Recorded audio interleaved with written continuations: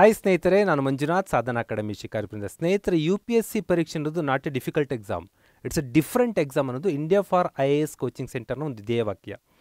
ಆ ಧ್ಯೇಯವಾಕ್ಯ ಹೊಂದಿರುವ ಕೋಚಿಂಗ್ ಸೆಂಟರಿಂದನೇ ಬೆಸ್ಟ್ ಫ್ಯಾಕಲ್ಟಿ ಪ್ರಶಾಂತ್ ಶ್ರೀನಿವಾಸ್ ಅವ್ರನ್ನ ಕರ್ಕೊಬಂದು ನಿಮಗೆ ಇವತ್ತು UPSC ಪರೀಕ್ಷೆ 100% ಸಕ್ಸಸ್ ಆಗುವುದು ಹೇಗೆ ಅನ್ನೋ ಮಾಹಿತಿ ಮತ್ತು ಮಾರ್ಗದರ್ಶನ ನೀಡುವಂಥ ಪ್ರಯತ್ನವನ್ನು ನಾವು ಮಾಡ್ತಾ ಇದ್ದೀವಿ. Prashant Srinivas sir not a common man. ಅವರು director academics and operation India4IAS. ಅವರು leading faculty Delhi, Hyderabad and ಬೆಂಗಳೂರಲ್ಲಿ ಎಕನಾಮಿಕ್ಸನ್ನು ಟೀಚ್ ಮಾಡ್ತಾರೆ. International relations, public administration, governance and internal security UPSC related ಆದ ತರಬೇತಿಯನ್ನು ನೀಡುವ best faculty.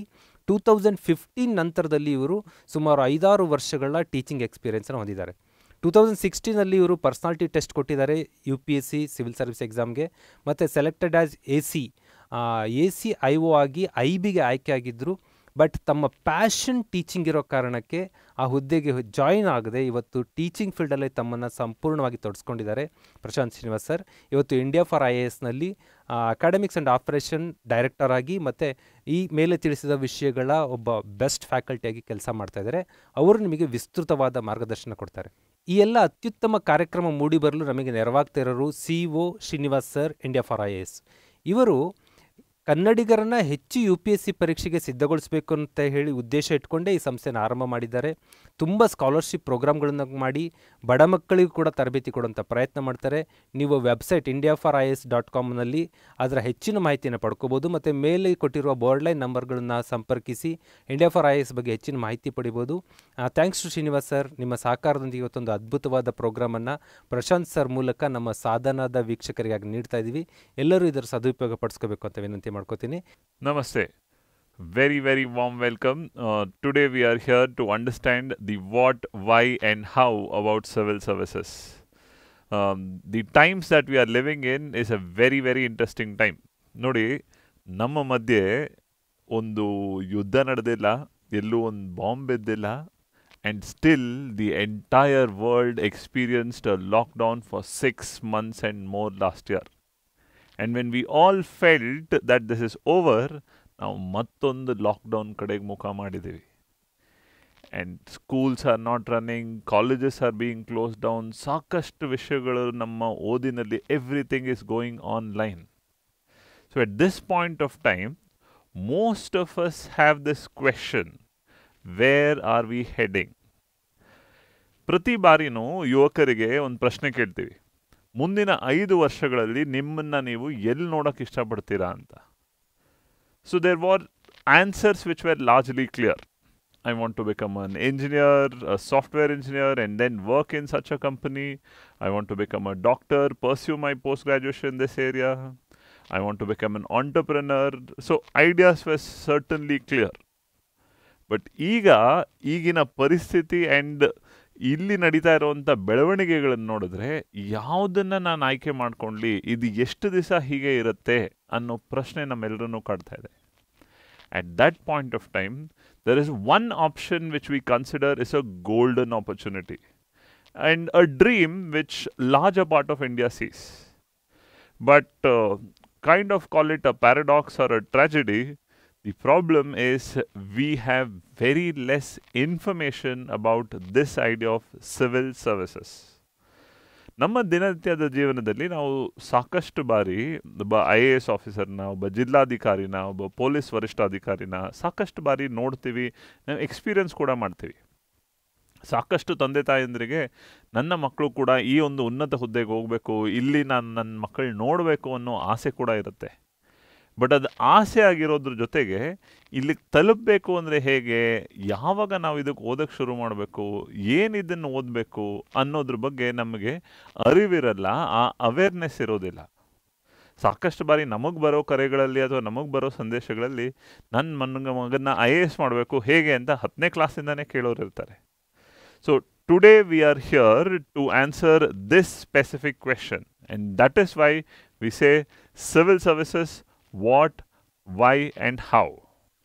Okay, so in this specific session we will deal with the basic understanding and then how does the exam take forward. Okay, so ಒಂದು ಸಣ್ಣ video ಕೂಡ ತೋರಿಸ್ತೀವಿ ಮಧ್ಯದಲ್ಲಿ for all those of you who feel the job of an IPS officer and how interesting and how glamorous the idea comes into. ಅದ್ರ ಜೊತೆಗೆ ಯಾವ ಪಯಣವನ್ನು ಸಾಗಿಸ್ಬೇಕು, ನೀವು ಇದನ್ನು ಗಳಿಸ್ತಾ ಹೇಗೆ ನಡ್ಕೋಬೇಕು ಅನ್ನೋದನ್ನು ಕೂಡ ನಾವು ಅರ್ಥ ಮಾಡ್ಕೊತಾ ಹೋಗೋಣ. So starting on, the country is experiencing a severe lockdown, the health system is under severe stress and a kind of a despair-like situation. ಇಂಥ ಒಂದು ಸಿಚುವೇಶನಲ್ಲಿ ಮುಂದಿನ ಜೀವನದ ಬಗ್ಗೆ, ನಮ್ಮ ಮುಂದಿನ ಆಸೆ ಆಕಾಂಕ್ಷೆಗಳ ಬಗ್ಗೆ ಯೋಚನೆ ಮಾಡ್ತಾ ಇರುವಾಗ, this is where we are.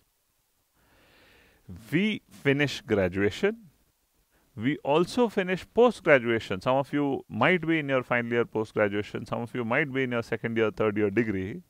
ಈಗ ನಾನು ಮುಂದೆ ಎಲ್ಲೋ ಹೋಗಬೇಕು, ನಾನು ಏನು ಮಾಡಬೇಕು ಅನ್ನೋ ಒಂದು ಪ್ರಶ್ನೆ ನಿಮ್ಮೆಲ್ಲರಿಗೂ ಕಾಡ್ತಾ ಇರುತ್ತೆ.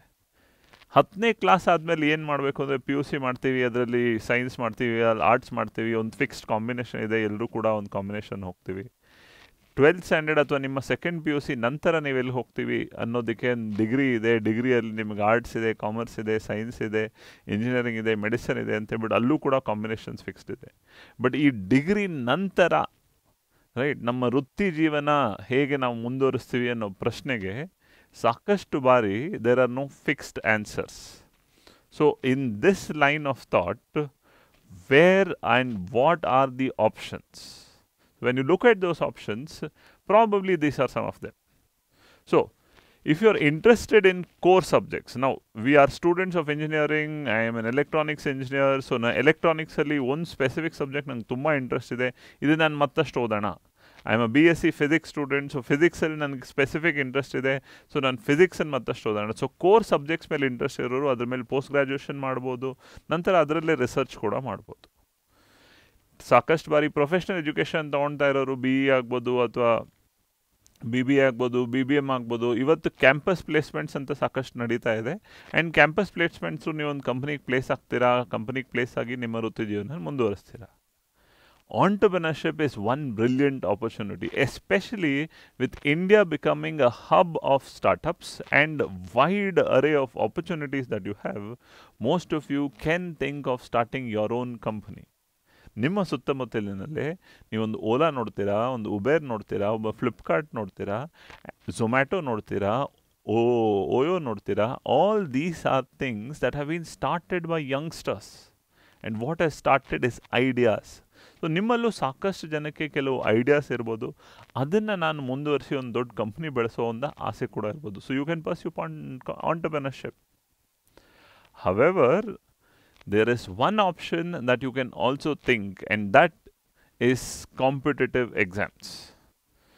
Competitive exams ಅಥವಾ ನಾವೇನು ಸ್ಪರ್ಧಾತ್ಮಕ ಪರೀಕ್ಷೆಗಳು ಅಂತ ಕರಿತೀವಿ, ಅದನ್ನು ತಗೊಳೋದಕ್ಕೆ ಒಂದು ರೈಟ್ ಪರ್ಸ್ಪೆಕ್ಟಿವ್ ಅಂದ right stage is after your degree. So government conduct ಮಾಡೋ ಯಾವುದೇ ಒಂದು ಕಾಂಪಿಟೇಟಿವ್ ಎಕ್ಸಾಮ್ಸ್ ಆಗಲಿ ಅಥವಾ ಸ್ಪರ್ಧಾತ್ಮಕ ಪರೀಕ್ಷೆಗಳಾಗಲಿ, ಅದಕ್ಕೆ ಫೈನಲ್ ಇಯರ್ ಡಿಗ್ರಿ ನಂತರ ಅಥವಾ ಫೈನಲ್ ಇಯರ್ ಡಿಗ್ರಿಯಲ್ಲಿ ನೀವು ಇದ್ದಾಗ ಅದನ್ನು ಓದೋದಕ್ಕೆ ಶುರು ಮಾಡ್ತಾರೆ. But the culture of competitive exams and ನಿಮಗೆ ಅದರ ಕರೆಕ್ಟ್ ಅರಿವು ಮೂಡಿದ್ರೆ, ನೀವು ಫಸ್ಟ್ ಇಯರ್ ಡಿಗ್ರಿ ನಂತರ ಅಥವಾ ಫಸ್ಟ್ ಇಯರ್ ಡಿಗ್ರಿ ಮಾಡ್ತಾ ಇರೋವಾಗಲೇ ಅದ್ರ ಬಗ್ಗೆ ಅರಿವು ಮೂಡಿಸ್ಕೊಂಡು ಆ ದಿಕ್ಕಿನಲ್ಲಿ ನೀವು ಸಾಕ್ತಾ ಹೋಗ್ಬೋದು. So all that you need to do, what is this idea of competitive exams, where does it lead to, is what we will try to understand.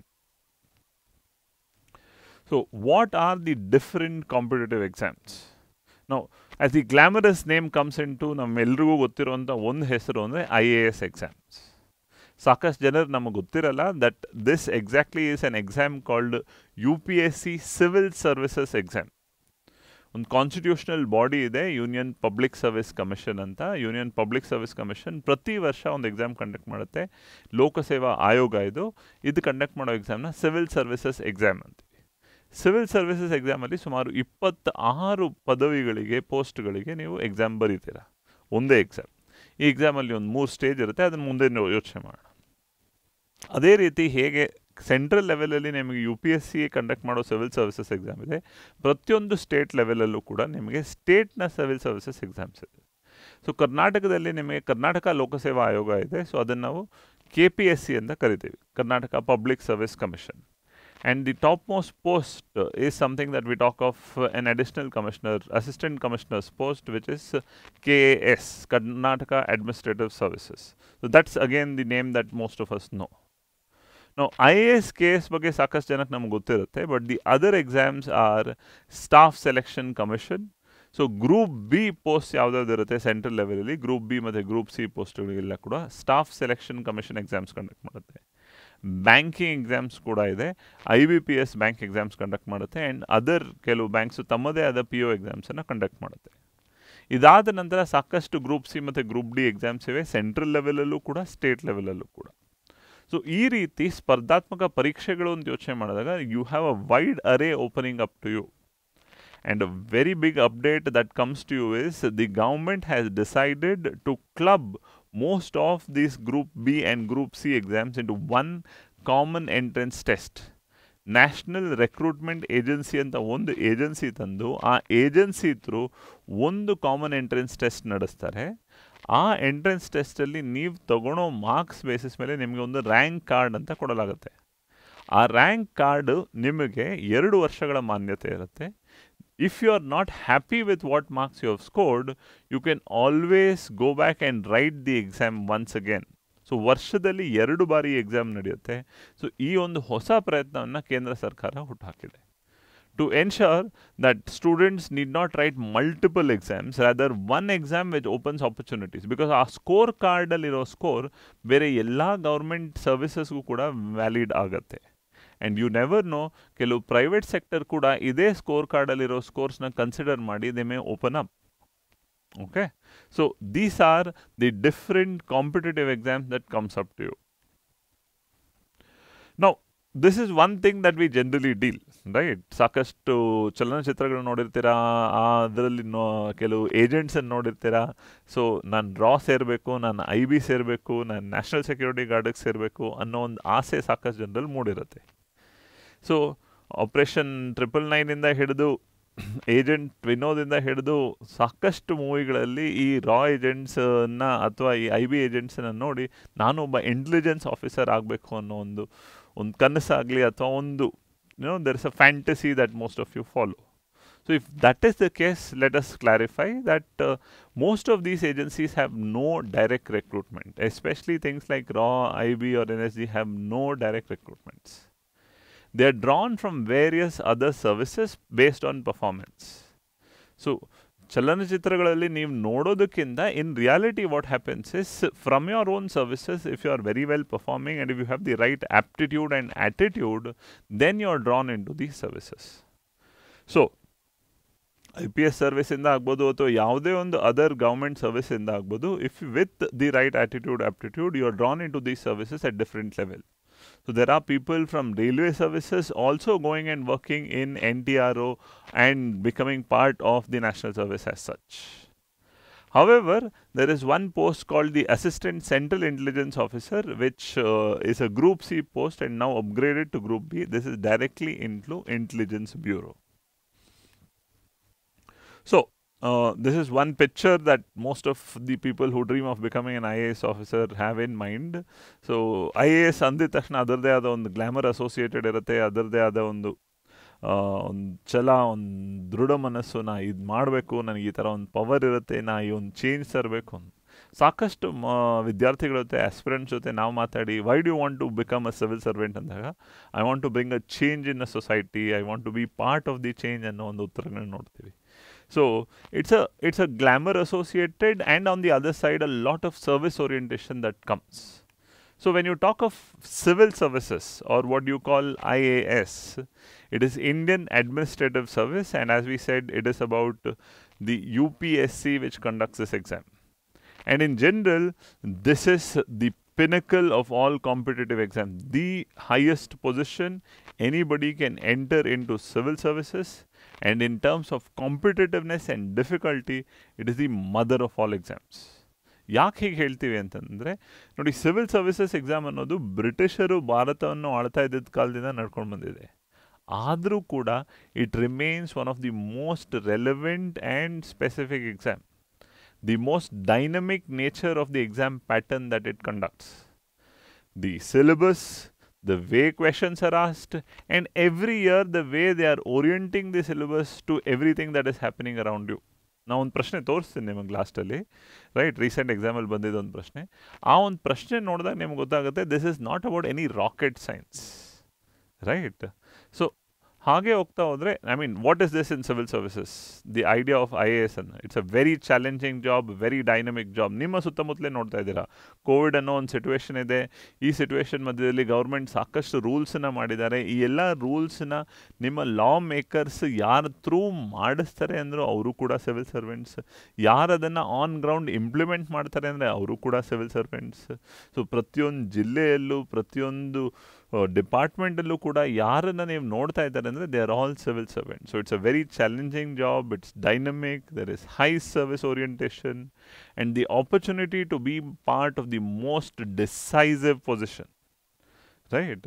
So ನಮ್ಮ ಮನಸ್ಸಲ್ಲಿ ನಮಗೆ ಸಾಕಷ್ಟು ಸತಿ ಇದನ್ನು ಹೀಗೆ ಮಾಡ್ಬೋದಲ್ವಾ, ಇದನ್ನು ಈ ಥರ ಚೇಂಜ್ ಮಾಡ್ಬೋದಲ್ವಾ, ಇದರಲ್ಲಿ ಈ ಇನೋವೇಷನ್ ತರ್ಬೋದಲ್ವಾ ಅಂತ ಏನಿರುತ್ತೆ, ಅದು ಎಲ್ಲವನ್ನೂ ಮಾಡೋದಕ್ಕೆ ಒಂದು ಅವಕಾಶ ಕೊಡುವಂಥ service civil services. Yes, the service to get inside is as challenging it is, and once you are in the job, it is also further more challenging because there are competitive goals that you have to deal with. But before getting into the service ಅನ್ನೋ ಪ್ರಶ್ನೆ ಬಂದಾಗ, you have to clear through the exam in multiple stages. So if you are preparing for this exam, this knowledge level and understanding prepares you for many other exams. Like civil services ಅನ್ನೋ ಪ್ರಶ್ನೆ ಬಂದಾಗ ನೀವು major ಆಗಿ ಓದ್ತಾ ಇರೋ subjects ಆಗಿ history, economics, geography, polity ಅಂತ ಓದ್ತೀರಾ. These are humanities subjects.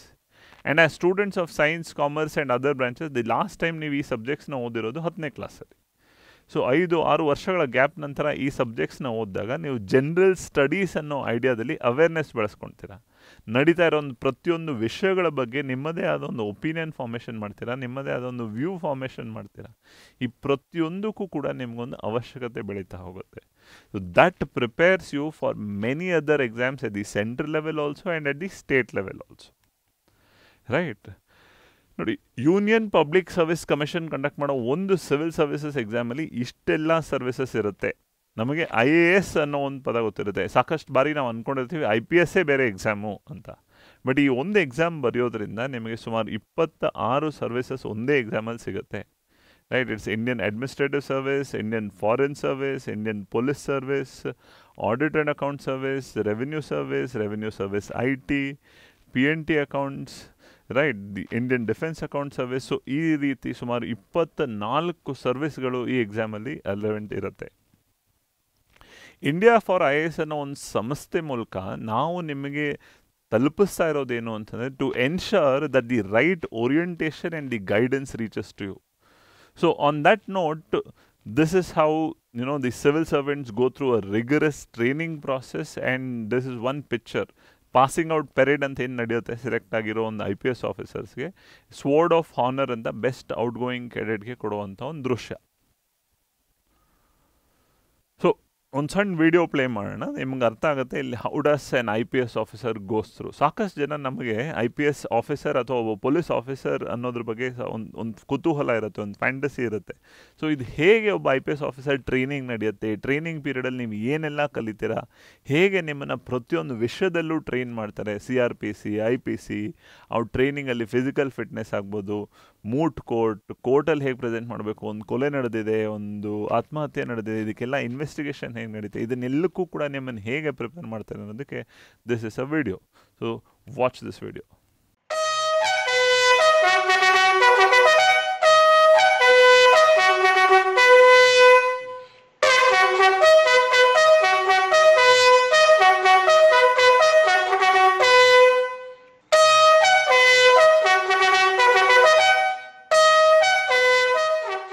National Police Academy, Hyderabad has been conducting training of IPS probationers in a conventional manner since its inception in 1975, in which different subjects are taught separately.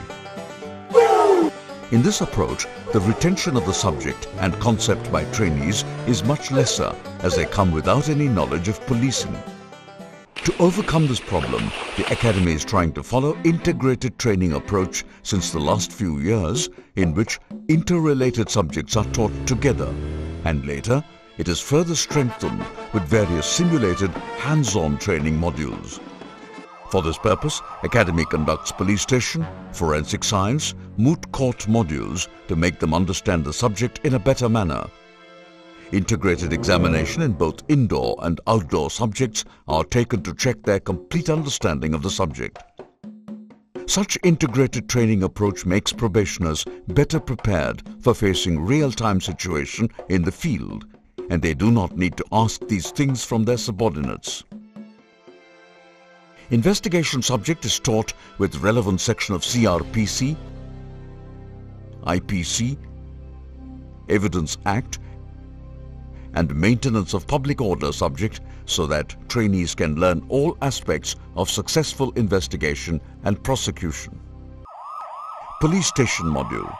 In Police Station Module, OTs are divided into smaller group and stay for 24 hours in the model police station without any break and perform various police station functions like general diary maintenance, sentry duty, SHO, writer constables, summon and warrant execution, and attending any incident reported to police station on that day.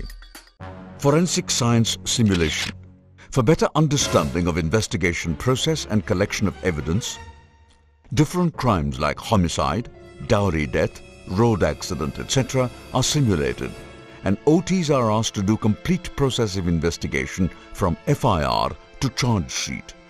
They also prepare the complete case diary documents with all attachments. Moot court. After a few investigation simulation, trainees are given a real-life case with homicide and extortion angles, having physical, documentary and digital evidences. They spend 3 full days on this case for investigation and submission of charge sheet, and later the same case is tried in the similar court presided by a retired district judge and real prosecutor and defense lawyers. OTs are assigned different roles during this trial process, and final judgment is delivered on the 4th day after 3 days comprehensive simulated trial process. Integrated indoor examination scenario. The same approach is adopted in examination of indoor subjects also, in which a real-life scenario involving 5 to 6 subjects is given, and OTs are asked subject-wise questions on the basis of this scenario. Answers are written on separate answer sheets and evaluated by different outside subject experts. Integrated outdoor examination scenario A. Subjects like public order management and anti-Naxal operation is integrated with outdoor subjects like tactics and physical training.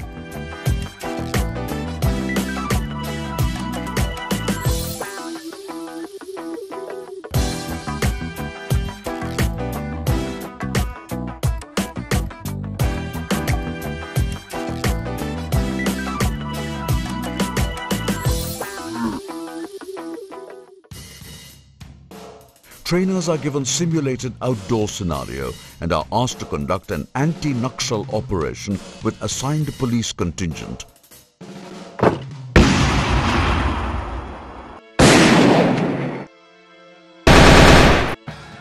And crowd management with the help of mounted police. जैसी हिम्मत है लोहे सा जज्बा अपना, आंखों में लिए चलते हैं हम लौह पुरुष का सपना।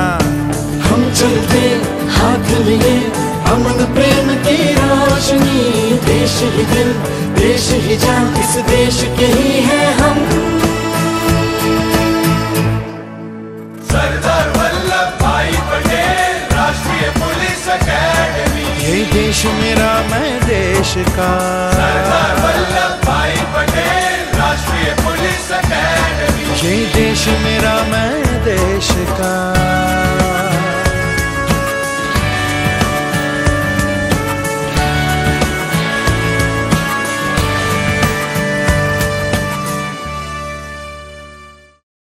Welcome back now. So, Iga, you have already seen how that the entire pattern of training happens to a civil servant. And especially as an IPS officer, the challenges because he works on ground and every time the face that it's. ನೀವು ನೋಡಿರ್ಬೋದು ಆ ವಿಡಿಯೋದಲ್ಲಿ protest ನಡೀತಾ ಇರೋವಾಗ protest control police ಆಗಿ ಏನು ಮಾಡಬೇಕು, ಯಾವುದೇ ಒಂದು ಡೌರಿ ಡೆತ್ ಆಗಿರೋ ಕೇಸ್ ಆಗಿರ್ಬೋದು, ಆತ್ಮಹತ್ಯೆ ಆಗಿರೋ ಕೇಸಲ್ಲಾಗಿರ್ಬೋದು, ಹೇಗೆ ಒಂದು ಇನ್ವೆಸ್ಟಿಗೇಷನ್ ನಡೆಯುತ್ತೆ, ಪ್ರತಿಯೊಂದು ಹಂತದಲ್ಲೂ ಎವಿಡೆನ್ಸ್ ಕಲೆಕ್ಷನ್ ಹೇಗಾಗುತ್ತೆ, ಒಂದು ಮೂಟ್ ಕೋರ್ಟ್ ಮೂಲಕ ಕೋರ್ಟಲ್ಲಿ ಅದನ್ನು ಹೇಗೆ ಸಾಬೀತುಪಡಿಸ್ಬೇಕು, ಪ್ರತಿಯೊಂದಕ್ಕೂ ನೀವು ಬೈ ರೂಲ್ ಆಫ್ ಬುಕ್ ಹೇಗೆ ಹೋಗಬೇಕು ಅದನ್ನೆಲ್ಲನೂ ಕೂಡ ಅವ್ರು ಎಷ್ಟು ನೀಟಾಗಿ ಕಲಿತಾರೆ ಅಂತೇಳಿ. ಸೊ ಹೀಗೆ ಪ್ರತಿಯೊಂದು ಸರ್ವಿಸ್ಗೂ ಕೂಡ ಅವ್ರದ್ದೇ ಆದ ಒಂದು ಸರ್ವಿಸ್ ರೂಲ್ಸ್ ಇರುತ್ತೆ. ಹೀಗೆ ನಡಿಬೇಕು ಅಂತೇಳ್ಬಿಟ್ಟು ರೂಲ್ಸ್ ಓರಿಯೆಂಟೇಷನ್ ಇರುತ್ತೆ, ಆ್ಯಂಡ್ ಆ ರೂಲ್ಸಲ್ಲಿ ಅಪ್ಡೇಷನ್ ಕೂಡ ಆಗ್ತಾ ಇರುತ್ತೆ. So that is how you will be going about.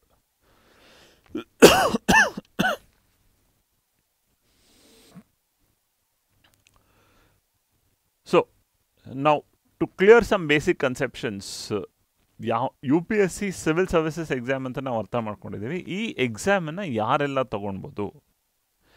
So there are different ways that it comes out to be. So merit wise categories ಇದೆ. ಸೊ ಜನರಲ್ ಮೆರಿಟ್ ಅಂತ ಯಾರು ಬರ್ತಾರೆ ಅವ್ರಿಗೆ 32 ವರ್ಷಗಳ ಏಜ್ ಲಿಮಿಟ್ ಇದೆ. 6 attempts that you can take. OBCಗೆ 35 ವರ್ಷಗಳ ತನಕ ಲಿಮಿಟ್ ಇದೆ. 9 attempts that you can take. Government has recently come up with the economically weaker section EWS ಅಂತ ಒಂದು ಕ್ಯಾಟಗರಿ ಕೊಟ್ಟಿದ್ದಾರೆ. ಅವ್ರಿಗೂ ಕೂಡ 32 ಏಜ್ ಲಿಮಿಟ್ ಇದೆ. But there is the idea that comes into where you will be able to take a further reservation into. ಅದು ಬಿಟ್ಟು PH categories ಇವೆ. Physically disabled, JNK domicile, disabled, ex service man, ಈ ಥರ categories ಕೂಡ ಇದೆ in terms of taking up this exam. ನಾವು specific to the exam ಅಂತ ಬಂದಾಗ there are 3 stages to the exam. ಈ ಎಕ್ಸಾಮಲ್ಲಿ 3 ಹಂತಗಳಲ್ಲಿ ನಡೆಯುತ್ತೆ, ಆ್ಯಂಡ್ ಇದನ್ನು ಸಾಕಷ್ಟು ಸೈಂಟಿಫಿಕ್ ಆಗಿ ಡಿಸೈನ್ ಮಾಡಿದ್ದಾರೆ, right? So in terms of what are they looking from each candidate and the perspective as such. There is prelims, there is mains and there is interview. ಇಂಟರ್ವ್ಯೂನ personality test ಅಂತ ಕರಿತೀವಿ. Prelims is a preliminary exam, it's a first stage. ಪ್ರತಿಯೊಂದು ಹಂತದ ಬಗ್ಗೆನೂ ಕೂಡ ನಾವು ಸ್ವಲ್ಪ ಅರ್ಥ ಮಾಡ್ಕೊಳ್ತಾ ಹೋಗೋಣ. ಸೊ ಎಕ್ಸಾಮ್ ಪ್ರಾಸೆಸ್ ಅಂತ ಬಂದಾಗ ಜನರಲಿ ಎಕ್ಸಾಮ್ಗೆ ನೋಟಿಫಿಕೇಶನ್ ಅನ್ನೋದು ಜನರಲಿ ಜುಲೈಯಲ್ಲಿ ಇಶ್ಯೂ ಆಗುತ್ತೆ, ಫೆಬ್ರವರಿಲಿ ಇಶ್ಯೂ ಆಗುತ್ತೆ. ಫೆಬ್ರವರಿಯಲ್ಲಿ ಎಕ್ಸಾಮ್ ನೋಟಿಫಿಕೇಶನ್ ಆಗಿ ಇಷ್ಟು ಪೋಸ್ಟ್ಗಳಿವೆ, ಅಪ್ಲೈ ಮಾಡೋದಕ್ಕೆ ಇದು ಲಾಸ್ಟ್ ಡೇಟ್, ಈ ಎಲ್ಲ ಸ್ಪೆಸಿಫಿಕ್ ಪ್ರೊಸೀಜರ್ಸ್ ಇವೆ, ಈ ಎಲ್ಲ ಕ್ರೈಟೀರಿಯಾಸ್ ಇವೆ ಅಂತ ಒಂದು ನೋಟಿಫಿಕೇಶನ್ ಗೌರ್ಮೆಂಟ್ ಗೆಜೆಟಲ್ಲಿ ಹೊರಡಿಸ್ತಾರೆ. ಆ ಎಕ್ಸಾಮಿಗೆ ನೀವು ಅಪ್ಲೈ ಮಾಡಿದಾಗ the first stage of the exam as we understood is prelims, which is the preliminary exam. ಆ ಫಸ್ಟ್ ಸ್ಟೇಜ್ ನಿಮಗೆ ಜೂನಲ್ಲಿ ನಡೆಯುತ್ತೆ. ಜೂನಲ್ಲಿ ನಡೆದಾಗ ಆ ಎಕ್ಸಾಮಲ್ಲಿ ನಿಮಗೆ 2 ಪೇಪರ್ಸ್ ಇರುತ್ತೆ. It's largely an elimination exam. ಸುಮಾರು 3 ರಿಂದ 4 ಲಕ್ಷ ಜನ ಈ ಎಕ್ಸಾಮ್ ಬರೀತಾರೆ ಅಕ್ರಾಸ್ ದಿ ಕಂಟ್ರಿ, ನ್ಯಾಷನಲ್ ಲೆವೆಲಲ್ಲಿ. ಈ ಫಸ್ಟ್ ಸ್ಟೇಜಲ್ಲಿ 2 ಪೇಪರಿಂದ ಕ್ವಾಲಿಫೈ ಆಗೋರಿಗೆ ಸೆಕೆಂಡ್ ಸ್ಟೇಜ್ ಅಥವಾ ಮೇನ್ಸ್ ಅಂತ ನಾವೇನು ಕರಿತೀವಿ ಆ ಮೇನ್ ಸ್ಟೇಜಿಗೆ ಬರುತ್ತೆ. Mains is the second stage. First stage ಅಂತ ನಾವೇನು ನೋಡ್ತೀವಿ, ಫಸ್ಟ್ ಸ್ಟೇಜ್ ಇನ್ ಪ್ರಿಲಿಮ್ಸ್ ಅಂತೇನಿದೆ, this is largely objective in nature. ಇಲ್ಲಿ ನಿಮಗೆ MCQ ಟೈಪ್ ಕ್ವೆಶನ್ಸ್ ಇರುತ್ತೆ. Second stage mains, it is subjective in nature. ಇಲ್ಲಿ ಸುಮಾರು 9 ಪೇಪರ್ ಇರುತ್ತೆ. ಅದರಲ್ಲಿ 2 ಪೇಪರ್ ಕಂಪಲ್ಸರಿ, ಇಂಗ್ಲೀಷ್ ಮತ್ತು ಒಂದು ಇಂಡಿಯನ್ ಲ್ಯಾಂಗ್ವೇಜ್. ಕರ್ನಾಟಕದವ್ರು ನಾವು ಕನ್ನಡ ಬರಿತೀವಿ, ಬೇರೆಯವ್ರು ಮರಾಠಿ ಬರಿಬೋದು, ತಮಿಳ್ ಬರಿಬೋದು, ತೆಲುಗು ಬರಿಬೋದು. ಸೊ ಇಂಗ್ಲೀಷ್ ಜೊತೆಗೆ ಒಂದು ಇಂಡಿಯನ್ ಲ್ಯಾಂಗ್ವೇಜ್ ಪೇಪರ್ ಬರೆಯೋದಿರುತ್ತೆ. ಅದ್ರ ಬಗ್ಗೆನೂ ಕೂಡ ನಾವು ನೋಡೋಣ ಮುಂದೆ. ಸೆಕೆಂಡ್ ಸ್ಟೇಜ್ ನಂತರ ನಿಮಗೆ ರಿಸಲ್ಟ್ಸ್ ಬಂದು ನೀವು ಇಂಟರ್ವ್ಯೂ ಅಥವಾ ಪರ್ಸ್ನಾಲಿಟಿ ಟೆಸ್ಟ್ ಅಂತ ಸೆಲೆಕ್ಟ್ ಆಗ್ತಿರೋ. That's the third stage. So the third stage is interview or personality test. Interview ಅಥವಾ ಪರ್ಸ್ನಾಲಿಟಿ ಟೆಸ್ಟ್ ಇದು ಡೆಲ್ಲಿಯಲ್ಲೇ ನಡೆಯುತ್ತೆ. ಯೂನಿಯನ್ ಪಬ್ಲಿಕ್ ಸರ್ವಿಸ್ ಕಮಿಷನ್ ತನ್ನ ಆಫೀಸಲ್ಲಿ ಒಂದು ಬೋರ್ಡ್ ಸೆಟಪ್ ಮಾಡಿ the highest level at which interviews happen, and ಇದರ ನಂತರ results in May. So this is the entire cycle of the competitive exams that come about and the overall nature of how things work. So specific to prelims anta nodadaga, as we already discussed, 2 paper irutte. 2 paper kuda 200 marks worth agirutte. First paper na ನಾವು general studies anta ಕಲಿತೀವಿ. Please understand and remember, there is a clear difference between general studies and general knowledge. General studies ಅಂತೇನಿದೆ, this is an understanding of how the idea and application of what you study. ನಾವು general ಆಗಿ example ಕೊಡ್ತೀವಿ ನೋಡಿ. ಗಾಂಧೀಜಿ ಇಂಡಿಯಾಗೆ ಬಂದಿದ್ದು 1915ರಲ್ಲಿ. ಅದರ ನಂತರ ಸಾಕಷ್ಟು moments ನಡೀತಾ ಹೋಯಿತು. ಸೊ ಚಂಪಾರಣ್ ಸತ್ಯಾಗ್ರಹ, ಖೇಡಾ ಸತ್ಯಾಗ್ರಹ, ರೌಲೆಟ್ ಆ್ಯಕ್ಟ್ ವಿರುದ್ಧ ಸತ್ಯಾಗ್ರಹ ನಡೆದ, ಜಲಿಯನ್ವಾಲಾ ಬಾಗ್ ಟ್ರಾಜಿಡಿ ಅಂತ ಏನಾಗುತ್ತೆ, ನಾನ್ ಕೋಆಪರೇಷನ್ ಮೂವ್ಮೆಂಟ್ ಅಥವಾ ಅಸಹಕಾರ ಚಳುವಳಿ ಅಂತ ಏನು ಕರಿತೀರಾ. ನಂತರ ಸಾಲ್ಟ್ ಸತ್ಯಾಗ್ರಹ ಅಥವಾ ಸಿವಿಲ್ ಡಿಸೊಬಿಡಿಯನ್ಸ್ ಮೂವ್ಮೆಂಟ್ ನಡೆಯುತ್ತೆ. ಕ್ವಿಟ್ ಇಂಡಿಯಾ ಚಳುವಳಿ ನಡೆಯುತ್ತೆ. ಇಂಡಿಯಾಗೆ ಇಂಡಿಪೆಂಡೆನ್ಸ್ 1947 ಬರುತ್ತೆ. ಸೊ ಇದನ್ನು ನೀವು ಒಂದು ಕತೆ ಅಥವಾ ಒಂದು ಸ್ಟೋರಿಯಾಗಿ ಓದ್ತೀರಾ. ಜನರಲ್ ನಾಲೆಜ್ ಅಂದರೆ ಯಾವಾಗ ನಡೀತು, ಯಾರು ಏನು ಮಾಡಿದ್ರು, ಎಲ್ಲಿ ನಡೀತು ಅನ್ನೋ ಒಂದು ಫ್ಯಾಕ್ಚುಯಲ್ ಅಂಡರ್ಸ್ಟ್ಯಾಂಡ್. ಬಟ್ ಈ ಫ್ಯಾಕ್ಚುಯಲ್ ಅಂಡರ್ಸ್ಟ್ಯಾಂಡಿಂಗ್ ಜೊತೆಗೆ ಇದನ್ನು ಅಪ್ಲೈ ಮಾಡಿ ಅನಲೈಸ್ ಮಾಡಿದಾಗ ಅದನ್ನು ನಾವೇನು ಕರಿತೀವಿ, ಜನರಲ್ ಸ್ಟಡೀಸ್ ಅಂತ ಕರಿತೀವಿ. ಸೊ ಸಿವಿಲ್ ಸರ್ವಿಸಸಲ್ಲಿ ನಿಮ್ಮ ನಾಲೆಡ್ಜ್ ಜೊತೆಗೆ ಅದನ್ನು ನಿಮ್ಮ ಯೋಚನಾ ಶಕ್ತಿಯಲ್ಲಿ ನಿಮ್ಮ ವಯಸ್ಸಿನ ಅನುಗುಣವಾಗಿ ಅದನ್ನು ಹೇಗೆ ಅಪ್ಲೈ ಮಾಡ್ತೀರಾ ಅನ್ನೋ ಅಂಡರ್ಸ್ಟ್ಯಾಂಡಿಂಗೇ general studies. So general knowledge ಮತ್ತು ಜನರಲ್ ಸ್ಟಡೀಸ್ಗಿರುವಂಥ ವ್ಯತ್ಯಾಸನ ನೀವೆಲ್ಲರೂ ಮನಗೊಂಡ್ಬೇಕು. So first paper is general studies. The second paper it's on aptitude paper. So aptitude ಪೇಪರಲ್ಲಿ ಏನಿರುತ್ತೆ, the idea of mental ability, reasoning and comprehension. ನಮ್ಮಲ್ಲಿ ಸಾಕಷ್ಟು ಜನರಿಗೆ ಇದು ಬರೀ ಇಂಜಿನಿಯರಿಂಗ್ ಅಥವಾ ಮ್ಯಾನೇಜ್ಮೆಂಟ್ ಓದಿರೋರಿಗೆ ಮಾತ್ರ ನಮಗೆ ತುಂಬ ಕಷ್ಟ ಅನ್ನೋ ಒಂದು ಗ್ರಹಿಕೆ ಇದೆ. ಇದು ಸುಳ್ಳು. ಆ್ಯಕ್ಚುಲಿ ಇಲ್ಲಿ ಬರುವಂಥ ಕ್ವೆಶನ್ಸು ತುಂಬಾ ಈಸಿಯಾಗಿರುತ್ತೆ ಆ್ಯಂಡ್ ಲೆವೆಲ್ ವೈಸ್ ಕಮ್ಮಿ ಇರುತ್ತೆ. ಕ್ಯಾಟ್ ಎಕ್ಸಾಮ್ ಲೆವೆಲ್ಗೆ ಈ ಕ್ವೆಶನ್ಸ್ ಇರೋದಿಲ್ಲ. ನೀವು ಕರೆಕ್ಟಾಗಿ ಅರ್ಥ ಮಾಡಿಕೊಂಡು ಪ್ರಾಕ್ಟೀಸ್ ಮಾಡಿದ್ರೆ ಈ exam actually easy. And government ಲೆವೆಲ್ಲೂ ಕೂಡ ಸಾಕಷ್ಟು ವಿಷಯಗಳು ಇದ್ರ ಬಗ್ಗೆ ಚರ್ಚೆ ನಂತರ ಸೆಕೆಂಡ್ ಪೇಪರ್ ಅಥವಾ ಪೇಪರ್ 2 ನಾವೇನು ಆ್ಯಪ್ಟಿಟ್ಯೂಡ್ ಪೇಪರ್ ನೋಡ್ತಾ ಇದ್ದೀವಿ ಅದನ್ನು ಕ್ವಾಲಿಫೈಯಿಂಗ್ ಪೇಪರಾಗಿ ಮಾಡಿದ್ದಾರೆ. ಸೊ ಫಸ್ಟ್ ಪೇಪರಲ್ಲಿ ನೀವು ಎಷ್ಟು ಮಾರ್ಕ್ಸ್ ತೊಗೊಳ್ತೀರಾ ಆ ಬೇಸಿಸ್ ಮೇಲೆ ನೀವು ಕ್ವಾಲಿಫೈ ಆಗ್ತೀರಾ. ಬಟ್ ಸೆಕೆಂಡ್ ಪೇಪರಲ್ಲಿ ನೀವು ಒಂದು ಮಿನಿಮಮ್ ಮಾರ್ಕ್ಸ್ ತೊಗೊಂಡು ಪಾಸ್ ಆಗಬೇಕಷ್ಟೇ. ಸೊ 200 ಮಾರ್ಕ್ಸ್ಗೆ 68 ಮಾರ್ಕ್ಸ್ ತೊಗೊಂಡ್ರೆ ನೀವು ಕ್ವಾಲಿಫೈ ಆಗ್ತೀರಾ. That's the idea. So these are the two papers. Both the papers are MCQ based, 100 questions 2 marks, and second paper 80 questions 2.5 marks. But remember, ಈ ಸ್ಟೇಜಲ್ಲಿ the most challenging part is negative marking. So ಪ್ರತಿ ಪೇಪರಲ್ಲೂ ಕೂಡ ನಿಮ್ಗೆ ಎಷ್ಟು marks allot ಆಗಿದೆ ಅದರ 1/3 ಭಾಗದಷ್ಟು negative marking ಇದೆ. ಸೊ 2 ಮಾರ್ಕ್ಸ್ ಅಂದರೆ 2/3 ನೆಗೆಟಿವ್ ಇರುತ್ತೆ, 2.5 ಮಾರ್ಕ್ಸ್ ಅಂದರೆ 2.5/3 ನೆಗೆಟಿವ್ ಇರುತ್ತೆ. ಸೊ ನೀವು ಅಟೆಂಪ್ಟ್ ಮಾಡುವಾಗ ಸಾಕಷ್ಟು ಪರಿಶ್ರಮ ಪಟ್ಟಿರ್ತೀರ, ಬಟ್ ನೋಡಿ ಮಾಡಿ ಅಟೆಂಪ್ಟ್ ಮಾಡಬೇಕು. ಆ ರೀತಿಯಲ್ಲಿ you have to be careful at this stage. Okay, so this is the first stage, largely an elimination stage, but it is also checking the objective thinking. ನಿಮಗೆ ಗೊತ್ತಿರೋದು ಎಷ್ಟು ಕರೆಕ್ಟಾಗಿ ಗೊತ್ತು, ನಿಮ್ಮ ನಾಲೆಜಿನ ಕ್ಲಾರಿಟಿ ಏನು, ಪ್ರಿಸಿಷನ್ ಏನು, ಇದನ್ನು ಚೆಕ್ ಮಾಡೋದಕ್ಕೆ ಈ ಸ್ಟೇಜ್ ಇರುತ್ತೆ. This is prelims or preliminary exam. The second stage and the most challenging, competitive, dynamic stage of the exam. All the papers here are subjective. ಅಲ್ಲಿ ಪ್ರತಿ ಪೇಪರ್ಗೂ 2 ಗಂಟೆ ಕಾಲಾವಕಾಶ ಇರುತ್ತೆ. ಸೊ ಬೆಳಗ್ಗೆ ಒಂದು ಪೇಪರ್, ಮಧ್ಯಾಹ್ನ ಒಂದು ಪೇಪರ್ ಅಂತ ಒಂದೇ ದಿವಸದಲ್ಲಿ ನೀವು ಪ್ರಿಲಿಮ್ಸ್ ಮುಗಿಸ್ತೀರಾ. ಬಟ್ ಇಲ್ಲಿ 9 ಪೇಪರ್ ಇರುತ್ತೆ ಆ್ಯಂಡ್ ಇದು 5 ರಿಂದ 6 ದಿನಗಳ ಕಾಲಘಟ್ಟದಲ್ಲಿ ನಡೆಯುತ್ತೆ. ಡಿಗ್ರಿ ಓದೋ ತನಕ ಪ್ರತಿಯೊಬ್ಬರೂ ಕೂಡ ನಾವು 3 ಗಂಟೆಗಳಲ್ಲಿ 100 ಮಾರ್ಕ್ಸ್ ಎಕ್ಸಾಮ್ ಬರೆದಿರ್ತೀವಿ ಆ್ಯಂಡ್ ಆ 100 ಮಾರ್ಕ್ಸ್ನೇ ಸಾಕಷ್ಟು ದೊಡ್ಡದಾಗಿ ನೋಡಿ ಬರೆದಿರ್ತೀವಿ. But this is a stage when in the same 3 hours ನೀವು 250 ಮಾರ್ಕ್ಸ್ಗಳಿಗೆ ಎಕ್ಸಾಮ್ ಬರೆಯುವಂಥ situation. Now, that doesn't mean that it's a very difficult paper or it's a very difficult stage, but this is where it demands a lot of mental application of mind and a lot of processing of your thoughts. ನೀವು ಏನು ಕಲ್ತಿರ್ತೀರಾ ಅದನ್ನು in real time ಪ್ರಶ್ನೆ ಏನು demand ಮಾಡ್ತಾ ಇದೆ ಅನ್ನೋ ಅನುಗುಣವಾಗಿ ನಿಮ್ಮ ನಾಲೆಜ್ನ ಅಪ್ಲೈ ಮಾಡಿ ಬರೆಯುವಂಥ ಚಾಲೆಂಜ್ ಮೇನ್ಸ್ ಎಕ್ಸಾಮ್ ನಿಮ್ಮಿಂದ ಡಿಮಾಂಡ್ ಮಾಡುತ್ತೆ. ಸೊ ಅಲ್ಲಿ ಆಬ್ಜೆಕ್ಟಿವ್ ಥಿಂಕಿಂಗ್ ಆಫ್ ಎನಿ ಆಸ್ಪಿರೆಂಟನ್ನು ನೋಡಿದ್ರೆ ಸೆಕೆಂಡ್ ಸ್ಟೇಜಲ್ಲಿ subjective thinking and application of ಮೈಂಡನ್ನು ನೋಡುತ್ತೆ. ನಾನು ಯಾವುದೋ ಒಂದು ಮೆಟೀರಿಯಲ್ ಹಿಡಿತೀನಿ, ಅದನ್ನು ಕಂಪ್ಲೀಟಾಗಿ ಹೊಡಿತೀನಿ, top to bottom, cover to cover ನಾನು ಓದ್ತೀನಿ, ಬಂದು ನಾನು ಇಳಿಸ್ತೀನಿ ಅನ್ನೋ ಒಂದು ಪರಿಪಾಠ ಈ ಎಕ್ಸಾಮ್ಗೆ ಅನ್ವಯ ಆಗೋದಿಲ್ಲ. ಸೊ UPSC ಯಾಕೆ ಕಷ್ಟ ಅಥವಾ ಯಾಕೆ ಚಾಲೆಂಜಿಂಗ್ ಅನ್ನೋ ಒಂದು ಡೈನಮಿಕ್ ಅನ್ನೋ ಪದ ಬಳಸ್ತೀವಿ ಅಂತಂದರೆ, ಪ್ರತಿ ವರ್ಷ ಕೂಡ ನಡೀತಾ ಇರೋ ಎಲ್ಲ ಡೆವಲಪ್ಮೆಂಟ್ಸ್ನ ಅವರಲ್ಲಿರೋ ಒಂದು ಸಿಲೆಬಸ್ಗೆ ಅನುಗುಣವಾಗಿ ಅಪ್ಲೈ ಮಾಡಿ ಅವ್ರ ಪ್ರಶ್ನೆಗಳನ್ನ ಕೇಳ್ತಾರೆ. So there are 9 papers altogether. ಅದರಲ್ಲಿ 2 ಪೇಪರ್ ನಾವು ಹೇಳಿದಂಗೆ it's only compulsory in nature. The 2 papers are English and Indian language papers. Apart from that you have 7 papers for which there are 250 marks each, and all these 7 papers count. So you write mains for 1750 marks. ಆ 1750 ಮಾರ್ಕ್ಸಲ್ಲಿ 5 paper ಎಲ್ಲರೂ ಕೂಡ common ಆಗಿರೋವಂಥ paper. ಇದನ್ನು ನಾವು general studies ಅಂತ ಕರಿತೀವಿ. ಈ 5 ಪೇಪರಲ್ಲಿ ಒಂದು ಎಸ್ಸೆ ಪೇಪರ್ ಬರುತ್ತೆ. ಆ ಒಂದು ಎಸ್ಸೆಯಲ್ಲಿ ನೀವು 2 ಎಸ್ಸೆ ಬರೀಬೇಕಾಗುತ್ತೆ. ಆಬ್ವಿಯಸ್ಲಿ ಚಾಯ್ಸ್ ಇರುತ್ತೆ. ಸೊ ಪ್ರತಿಯೊಂದು ಎಸ್ಸೆ 125 ಮಾರ್ಕ್ಸ್ ಇರುತ್ತೆ ಆ್ಯಂಡ್ 250 ಮಾರ್ಕ್ಸ್ 2 ಎಸ್ಸೆ ಒಂದೇ ಪೇಪರಲ್ಲಿ ಬರೆಯುವಂಥ ಆಪ್ಷನ್ ಇರುತ್ತೆ. ಸೊ 3 ಗಂಟೆಗಳಲ್ಲಿ 2 ಎಸ್ಸೆ ಬರೀಬೇಕು, ಇದು ಒಂದು ಪೇಪರ್. ಅದರ ನಂತರ 4 ಜನರಲ್ ಸ್ಟಡೀಸ್ ಪೇಪರ್ ಇರುತ್ತೆ. 4 ಜನರಲ್ ಸ್ಟಡೀಸ್ ಪೇಪರ್ಗೆ UPSCನೇ ಕ್ಲಿಯರ್ ಆಗಿ ಡಿಫೈನ್ ಮಾಡಿರೋ ಒಂದು ಸಿಲೆಬಸ್ ಇದೆ.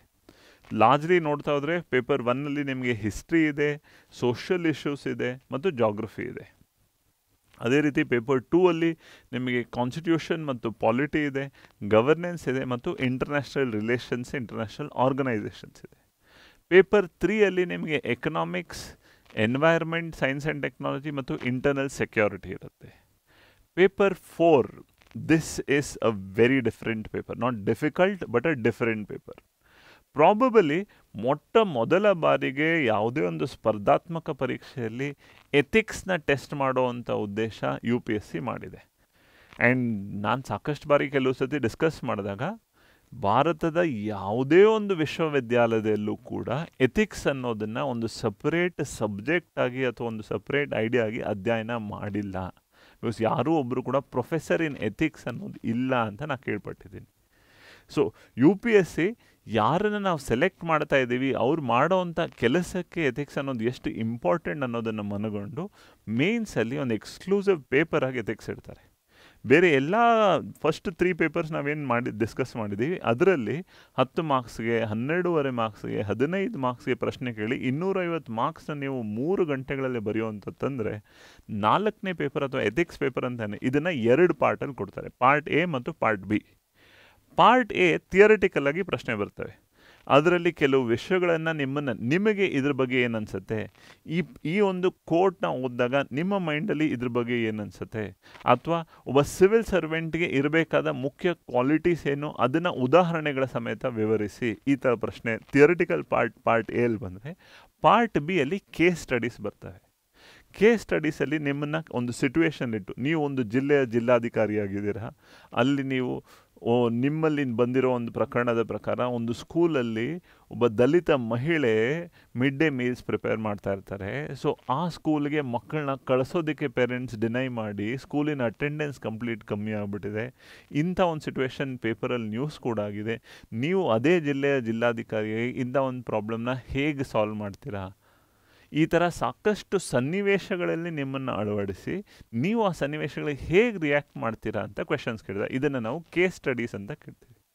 ಸೊ ಮುಂದೆ ಒಬ್ಬ ಸಾರ್ವಜನಿಕ ಜೀವನದಲ್ಲಿ ಒಬ್ಬ ಅಧಿಕಾರಿ ಆಗಬೇಕು, ನಾನು ಒಬ್ಬ IAS ಆಫೀಸರ್ ಆಗಬೇಕು, ಪೊಲೀಸ್ ಅಧಿಕಾರಿ ಆಗಬೇಕು ಅಂತ ಕನಸ್ಕೊಂಡು ಎಕ್ಸಾಮ್ಗೆ ಓದಿ ಬರಿತಾ ಇರೋ ನೀವು ಇಂಥ ಪೇಪರಲ್ಲಿ ನಿಮ್ಮ ರಿಯಲ್ ಟೈಮ್ ಮೈಂಡ್ಸೆಟ್ನ ಹೇಗೆ ಅಪ್ಲೈ ಮಾಡ್ತೀರಾ, ಹೇಗೆ ಬರಿತೀರಾ ಅನ್ನೋದು ಈ ಪೇಪರ್ ನಿಮ್ಮನ್ನ ಟೆಸ್ಟ್ ಮಾಡುತ್ತೆ.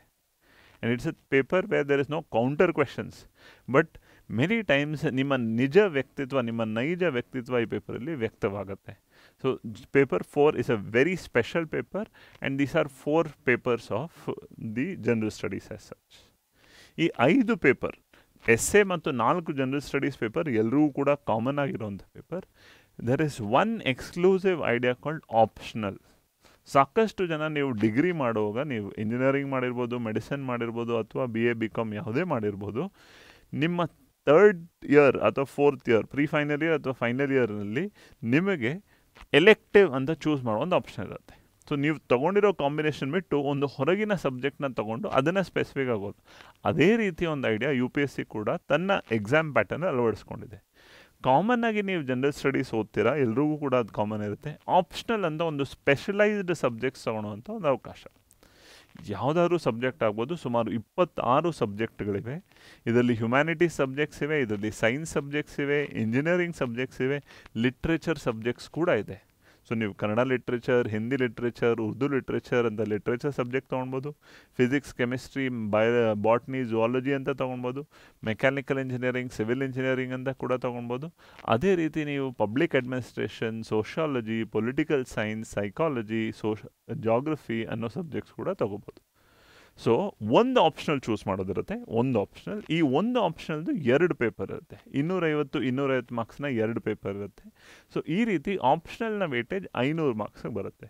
ಸೊ 5 ಜನರಲ್ ಸ್ಟಡೀಸ್ ಪೇಪರ್ನ 1250 ಮಾರ್ಕ್ಸ್, ಆಪ್ಷನಲ್ ಒಂದರದ್ದು 2 ಪೇಪರ್, ಸೊ 500 ಮಾರ್ಕ್ಸ್. ಸೊ 1750 ಮಾರ್ಕ್ಸ್ಗೆ ನೀವು ಮೇನ್ ಸ್ಟೇಜನ್ನು ಬರೀತೀರ. And this becomes a very very crucial stage because ಪ್ರಿಲಿಮ್ಸಲ್ಲಿ ನೀವು ಎಷ್ಟೇ ಮಾರ್ಕ್ಸ್ ತೆಗೆದ್ರು ಅದು ನಿಮಗೆ ಮೇನ್ಸ್ಗೆ ಕ್ವಾಲಿಫೈ ಮಾಡುತ್ತೆ.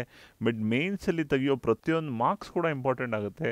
ಬಿಕಾಸ್ ಮೇನ್ಸಿನ ಮಾರ್ಕ್ಸ್ ನಿಮ್ಮ ಇಂಟರ್ವ್ಯೂ ಅಥವಾ ಪರ್ಸನಾಲಿಟಿ ಟೆಸ್ಟ್ ಅಂತ ಏನಿದೆ ಅದಕ್ಕೆ ಕ್ಯಾರಿ ಓವರ್ ಆಗುತ್ತೆ. So this is the second and the most important stage of civil services exam. So the last stage.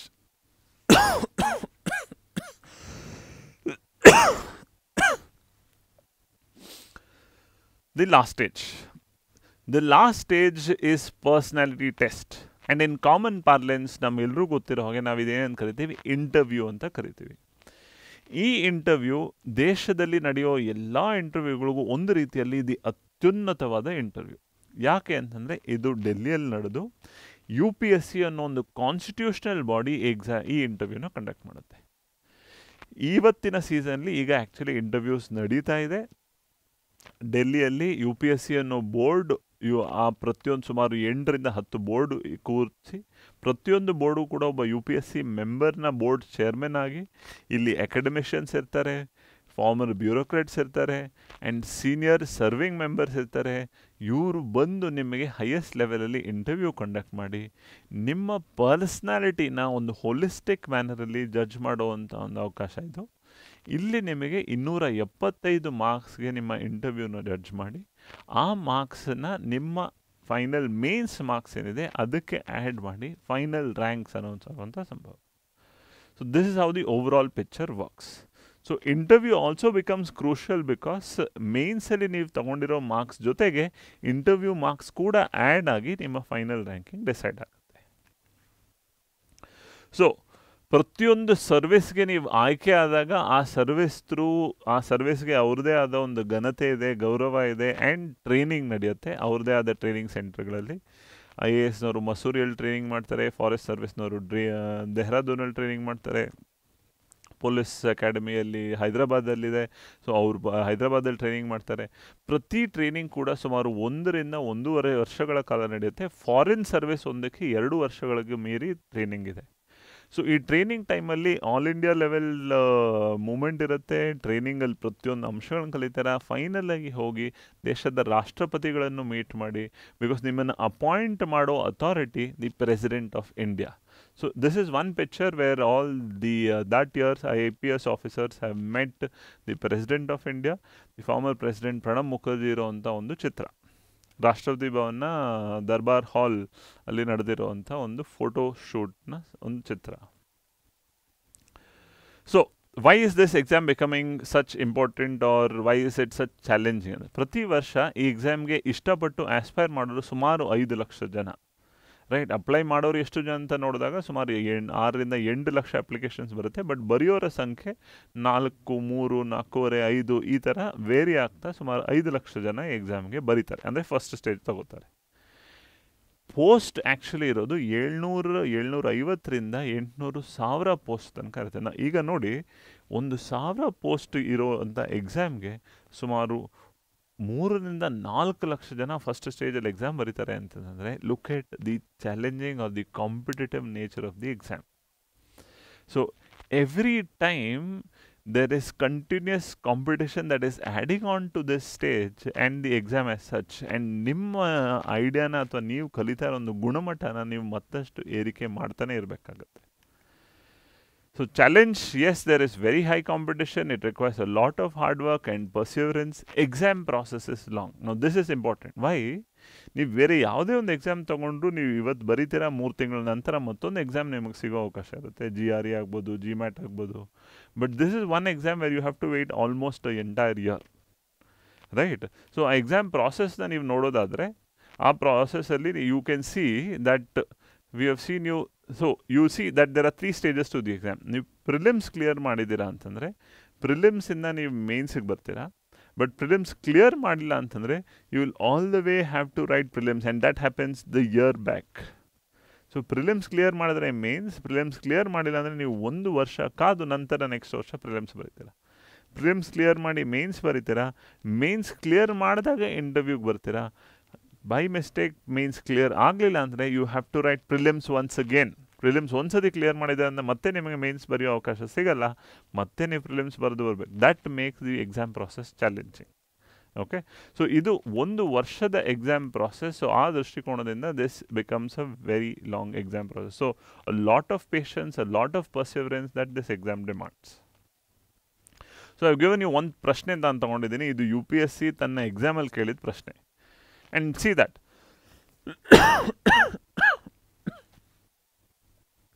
how challenging the exam comes out to be. Which article of the Constitution of India safeguards one's right to marry the person of one's choice? This is the question.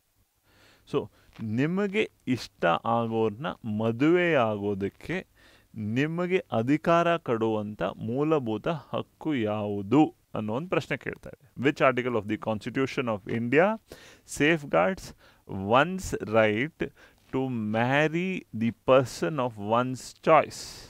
And articles ಅಂತ ನೀವು ನೋಡಿದಾಗ article 19, article 21, article 25 ಮತ್ತು article 29.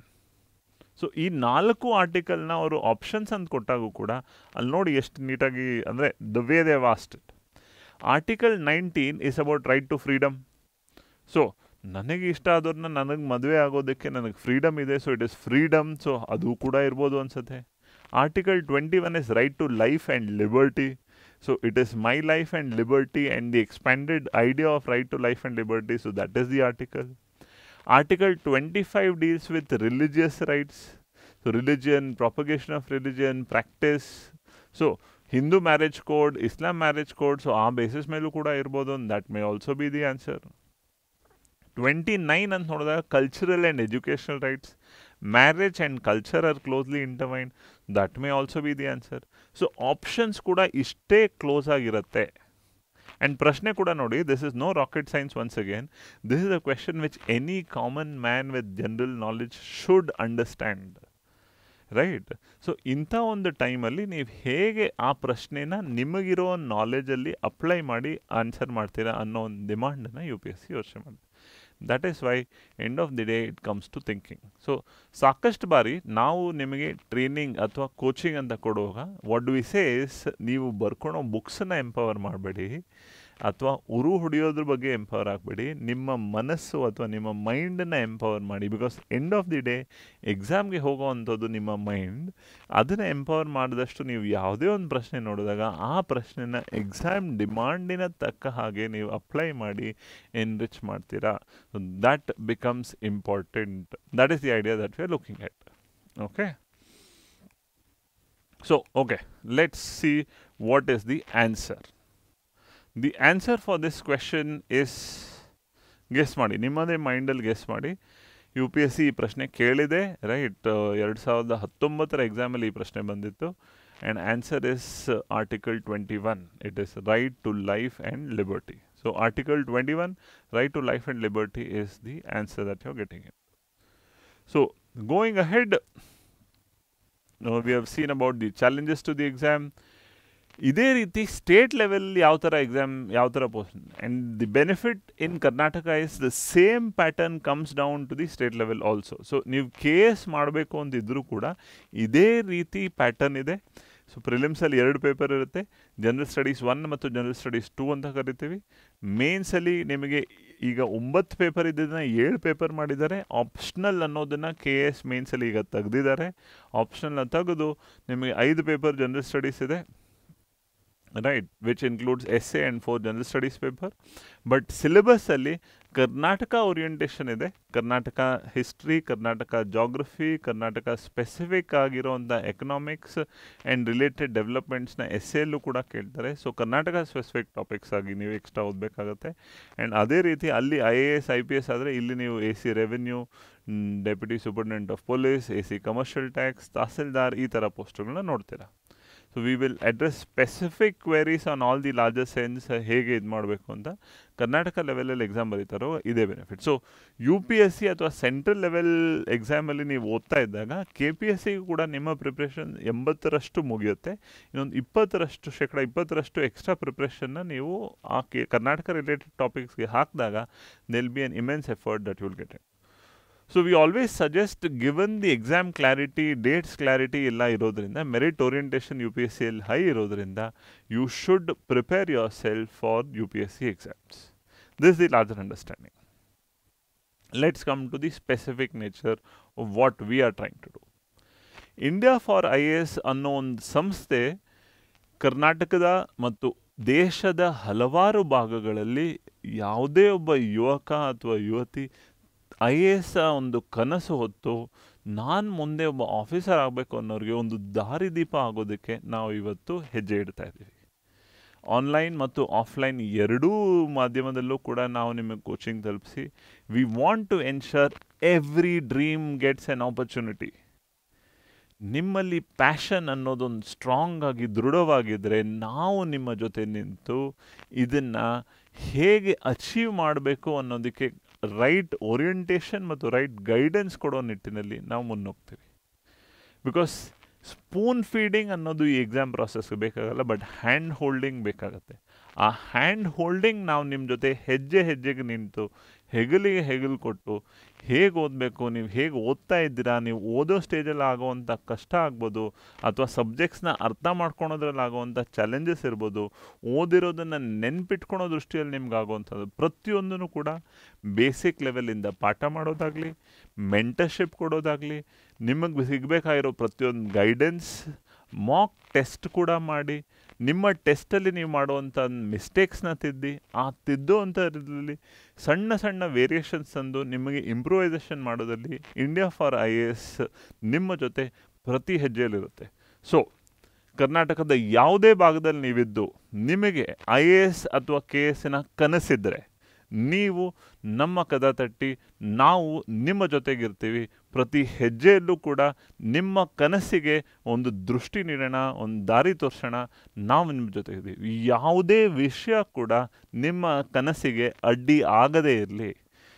ಮನೇಲಿ ಹೇಗೆ ಕೇಳಲಿ, ಈ exam ಹೇಗೆ, ದುಡ್ಡಿನ ಖರ್ಚು, ಈ ಎಲ್ಲ ಅಡೆತಡೆಗಳನ್ನ ಮೀರಿ ನಿಂತು ಎಕ್ಸಾಮ್ ಬಗ್ಗೆ ಯೋಚನೆ ಮಾಡಿ. ನಾವು ರೆಗ್ಯುಲರಾಗಿ ಸ್ಕಾಲರ್ಶಿಪ್ ಟೆಸ್ಟ್ ಕಂಡಕ್ಟ್ ಮಾಡ್ತೀವಿ. ನಮ್ಮಲ್ಲಿ ಆನ್ಲೈನಲ್ಲಿ ಕೂಡ ಓದೋ ಸೌಲಭ್ಯ ಇದೆ. ಸೊ ನಿಮ್ಮ ಮನೆಯಲ್ಲಿ ನೀವು ಹುಬ್ಬಳ್ಳಿಯಲ್ಲಿದ್ದೀರಾ, ಬಿಜಾಪುರದಲ್ಲಿದ್ದೀರಾ, ಕಲಬುರಗಿಯಲ್ಲಿದ್ದೀರಾ, ಬೀದರಲ್ಲಿದ್ದೀರಾ, ಸೊ ಅಲ್ಲಿಂದನೇ ನಾನು ಓದಬಹುದಾ ಅನ್ನೋ ಪ್ರಶ್ನೆಗೂ ಕೂಡ ನಮ್ಮಲ್ಲಿ ಆನ್ಸರ್ ಇದೆ.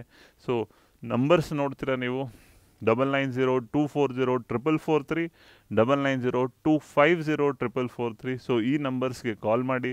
ನಾವು ನಿಮ್ಮ ಸೇವೆಯಲ್ಲಿ ಸದಾ ಇರ್ತೀವಿ. At any point of time we are back to you. Specific ಆಗಿ ಅಥವಾ ಇನ್ ಜನರಲ್ ಆಗಿ ಯಾವುದೇ ಪ್ರಶ್ನೆ ಇದ್ರೂ ಕೂಡ ನಮ್ಮನ್ನು ಸಂಪರ್ಕಿಸಿ. We will ensure the right guidance reaches out to you. More than you joining our courses, we want to ensure that ನಿಮ್ಮಲ್ಲಿ ಆ ಒಂದು ಕನಸಿದ್ದರೆ ಆ ಕನಸಿಗೆ ಕಿಡಿ ಕೊಟ್ಟು ಆ ಕನಸಿಗೆ ಒಂದು ರೈಟ್ ಡೈರೆಕ್ಷನ್ ಕೊಡುವಂಥ ರೂಪದಲ್ಲಿ ನಾವು ವರ್ಕ್ ಮಾಡ್ತಾ ಇದ್ದೀವಿ. So we believe that in the past few minutes we have given you a direction and an idea about the whole picture of civil services. ಸಾಕಷ್ಟು ಜನ ತಂದೆ ತಾಯಂದ್ರಿಗೂ ಕೂಡ ಡಿಗ್ರಿ ಓದಿಸೋ ತನಕ ಮಕ್ಕಳಿಗೆ ಹೇಗೆ ಏನು ಅನ್ನೋದ್ರ ಬಗ್ಗೆ ಐಡಿಯಾ ಇರುತ್ತೆ. ಬಟ್ ಈ ಸ್ಪರ್ಧಾತ್ಮಕ ಪರೀಕ್ಷೆಗಳ ಬಗ್ಗೆ ಒಂದು ಕಲ್ಚರ್ ಕರ್ನಾಟಕದಲ್ಲಿ ಮಿಸ್ಸಿಂಗ್ ಇದೆ. ಸೊ ಆ ಒಂದು ನಿಟ್ಟಿನಲ್ಲಿ India4IASನ ಸಂಸ್ಥೆ, ಎಂಟೈರ್ ನಮ್ಮ ತಂಡ ಮತ್ತು ನಮ್ಮ ಉನ್ನತ ಅಧಿಕಾರಿಗಳ ತಂಡ ನಾವೇನು ಜೊತೆಗಿದ್ದೀವಿ, ಸುಮಾರು ಜನ ಸರ್ವಿಂಗ್ ಬ್ಯೂರೋಕ್ರಾಟ್ಸ್, ರಿಟೈರ್ಡ್ ಬ್ಯೂರೋಕ್ರಾಟ್ಸ್ ನಮ್ಮ ಜೊತೆ ಅಸೋಸಿಯೇಟೆಡ್ ಇದ್ದಾರೆ. ಇವರು ಎಲ್ಲರ ಜೊತೆಗೂ ನಾವು ವರ್ಕ್ ಮಾಡಿ ಇದನ್ನು ಮುನ್ನಡೆಸುವಂಥ ಪ್ರಯತ್ನ ಇದೆ. ಶ್ರೀನಿವಾಸ್ ಸರ್ ಈ ಕನಸನ್ನು ಹೊತ್ತು ನಾವೆಲ್ಲರೂ ಜೊತೆ ಶ್ರೀನಿವಾಸ್ ಸರ್ ಜೊತೆ ನಿಂತು ವರ್ಕ್ ಮಾಡ್ತಾ ಇದ್ದೀವಿ. ಸೊ ನೀವು ಜೊತೆಗೂಡಿ ನಿಮ್ಮ ಕನಸನ್ನು ನನಸು ಮಾಡೋ ಕಡೆ ನಾವು ನಿಂತಿರ್ತೀವಿ. ಧನ್ಯವಾದಗಳು. Thank you so much. India4IAS ನಿಮ್ಮ ಜೊತೆಗಿರುತ್ತೆ. ಈ ಒಂದು ಅವಕಾಶಕ್ಕಾಗಿ ನಾವು ಎಲ್ಲರೂ ಕೂಡ ಸ್ಪೆಷಲಿ ಮಂಜುನಾಥ್ ಸರ್ಗೆ ಧನ್ಯವಾದಗಳನ್ನ ಅರ್ಪಿಸ್ತೀವಿ. Thank you.